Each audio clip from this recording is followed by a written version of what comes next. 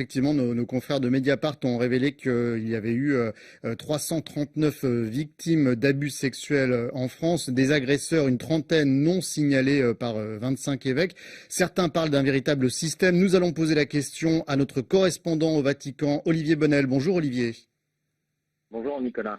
Bienvenue. Qu'est-ce qui explique que l'Église catholique ait mis, encore une fois, certains disent un véritable système d'exfiltration pour couvrir les prêtres accusés d'agression sexuelle ? Alors, on ne peut pas réellement parler d'un système proprement mis en place, comme si cela avait été planifié, mais plutôt d'une culture chez de nombreux évêques qui, par crainte du scandale, ont préféré muter, déplacer des prêtres ou des religieux coupables d'actes pédophiles, ce qui n'enlève rien au scandale, bien sûr.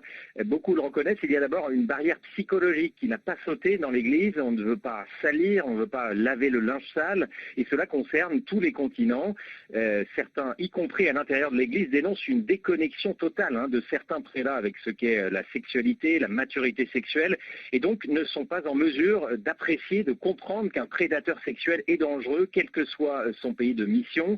Alors ces exfiltrations s'expliquent aussi par le poids de l'Église dans certains pays pauvres, notamment en Afrique ou en Asie, des pays où l'aura d'un prêtre, par exemple, son pouvoir même est encore très forte, et donc un abuseur ne sera pas dénoncé si facilement, sans parler bien sûr des dégâts psychologiques sur les victimes et de leur difficulté d'aller rapporter des faits aussi graves. Alors Olivier, maintenant que l'affaire a été révélée, que risquent les évêques qui ont couvert ces abus sexuels ? Eh bien, tout simplement d'être radié. Le pape lui-même n'a pas caché qu'il voulait aller plus loin. En juin 2015, il avait déjà limogé 2 évêques américains à Minneapolis, accusés d'avoir fermé les yeux sur des crimes pédophiles. Quelques semaines plus tard, lors d'une rencontre avec des victimes d'abus sexuels à Philadelphie, il avait eu ces mots: « Je regrette profondément que certains évêques n'aient pas assumé leur responsabilité de protéger des mineurs. Les prêtres et les évêques devront rendre compte de leur action, disait-il. » François qui est donc passé à l'offensive en renforçant l'arsenal juridique.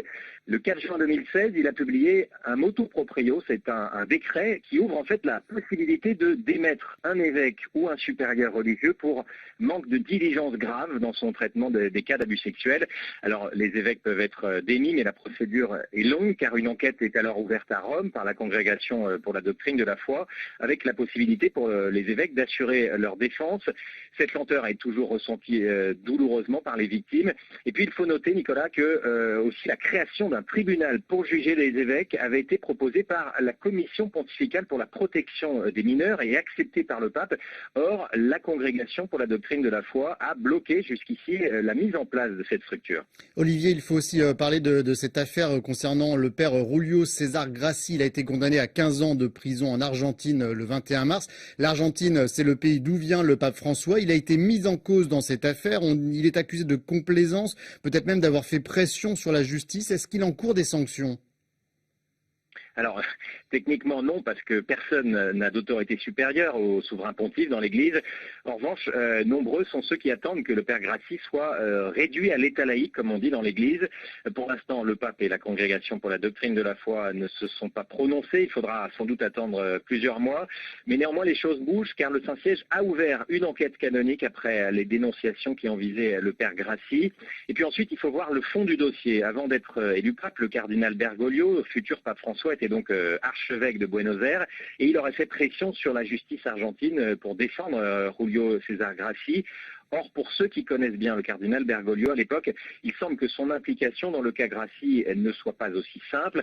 L'Église argentine a toujours été très divisée et la dictature militaire n'a pas hésité à utiliser des affaires d'abus sexuels pour discréditer notamment des prêtres contestataires, d'où une méfiance historique des responsables de l'Église envers le pouvoir et le pouvoir judiciaire en particulier. À noter enfin, Nicolas, que selon plusieurs biographes du pape François, si les casseroles aussi lourdes avaient suivi le cardinal Bergoglio, jamais il n'aurait été élu pape.